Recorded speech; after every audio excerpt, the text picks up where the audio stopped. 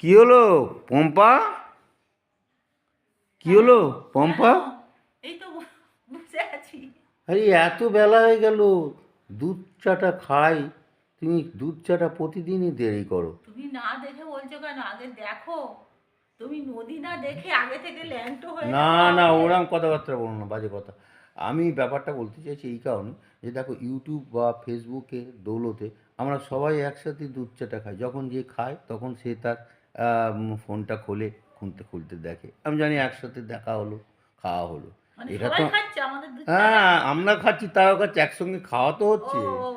হ্যাঁ, একসঙ্গে খাওয়া তো হচ্ছে। যাকে বলো, কি বলছো বলো, কি বলার আছে আমি তোমার? এখন একটা চিন্তা করছি, 1 জানুয়ারি তোমার জন্মদিন, হ্যাঁ। আর একদিন পর হ্যাঁ। কিভাবে সেলিব্রেট করব? ঘরে না বাইরে? না মানে তোমার তোমার টাকা খরচ করিয়ে মানে বাইরে করব, না মা- ঘরেই আমি নিজে মানে খেতে? বার্থডে। হ্যাঁ, বার্থডে।